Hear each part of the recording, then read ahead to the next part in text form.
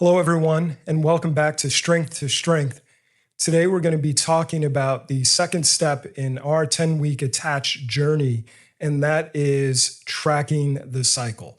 This is super important because it is an essential part at helping restore marital function in our relationships. And here's why tracking the cycle is I don't know, it's a universal problem that we see in most of the coaching situations that we work with right now.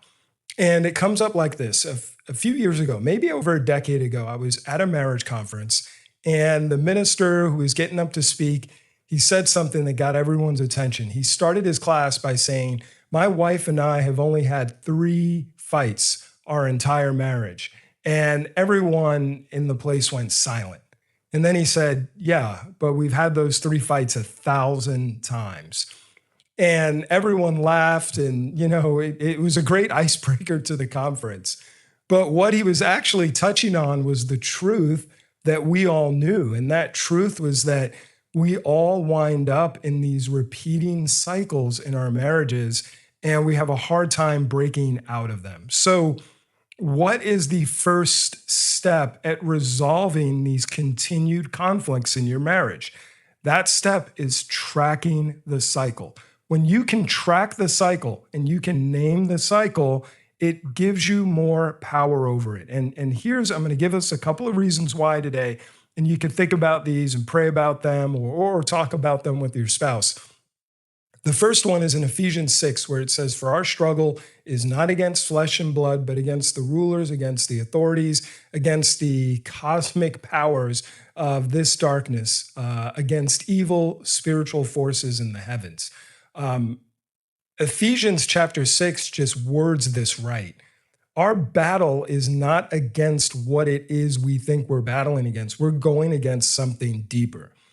And when couples come to us, one of the first things that we try to do to help break this cycle or this pattern that they're in is we help them to identify that their spouse is not the enemy. And this is so difficult because we have been trained to think that there is a good guy and a bad guy in every argument. There's somebody who's right, somebody who's wrong. We've got to assess blame. And so the idea that you could come into some kind of coaching and marital work, and the work is not going to be about pointing the finger at your spouse. It's going to be about trying to figure out what is underneath your problem. And that problem may or may not be another person, but it could be a cycle. It could be something bigger. It could be some dark forces in your marriage that are trying desperately to tear it apart, to bring in conflict, and to make it unstable. And this was huge for me and my wife. We had a mentor years ago who noticed a cycle in our marriage.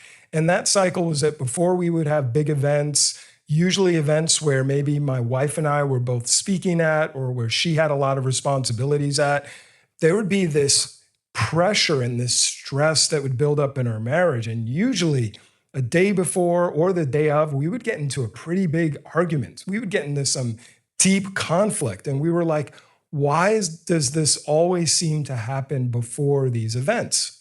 Well, this mentor, who is a studying marriage and family therapist, helped us understand that these things continue to happen because you have a cycle here. And so we named the cycle. He helped us name the cycle, and we named it demanding pressure.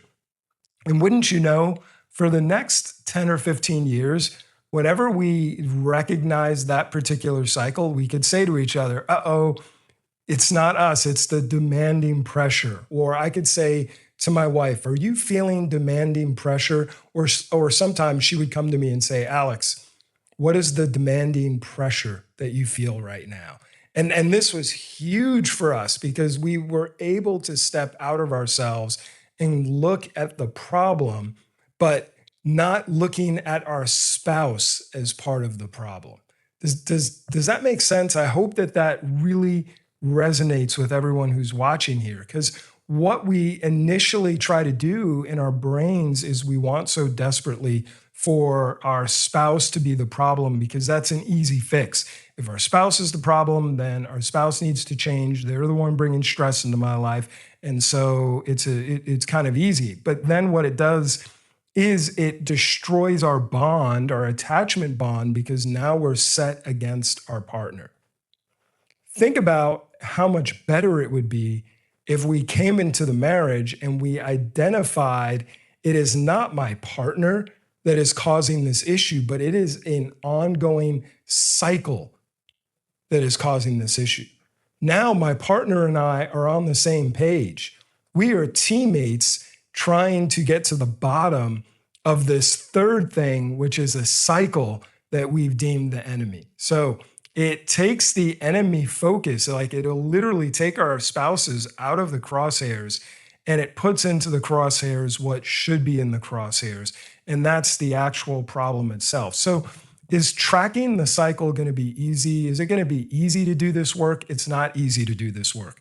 Because when we first start to do this work of identifying what it is that's underneath, it's hard for us to trust the process. It's hard to say, well, if I stop blaming my spouse for XYZ, I'm going to let them off the hook, and then they're going to get away with XYZ bad behavior or whatever it is that's causing me conflict. But this is like a huge light bulb that goes off when couples can sit down together and do this work together and recognize that, hey, it's not you, it's not me. It is this cycle that is bringing this conflict into our lives. Now they can both get on the same page and they can work towards defeating the common enemy, the spiritual force of the cycle, and not one another. So last thing I'll say about this work on tracking the cycle, because I think it's important. The work does something else to us, and that's that it teaches us to slow down for a little bit and to think before we start responding in our conflicts with our spouse. So when we begin to track the cycle, there is a third kind of inadvertent sort of element that takes place that's not even like planned. It just sort of happens.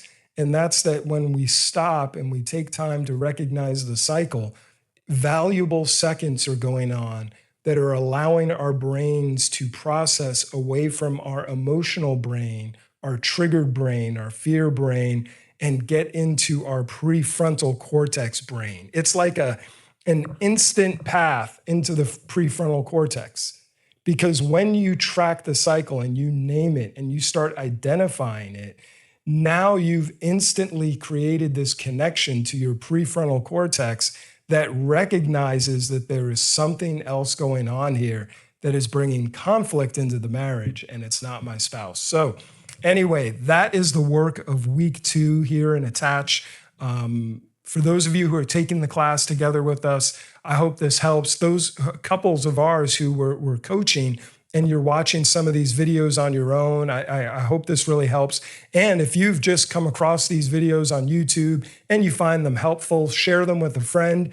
You can reach out to us at strength2strengthlife.com. We have a website there. It's got all kinds of information about the work that we do, the coaching work that we do, and who we are. And we can't wait to help rebuild marriages. And we hope that you have an incredible marriage that brings you joy and fruit and love and connection and security in this world. Thanks, and God bless.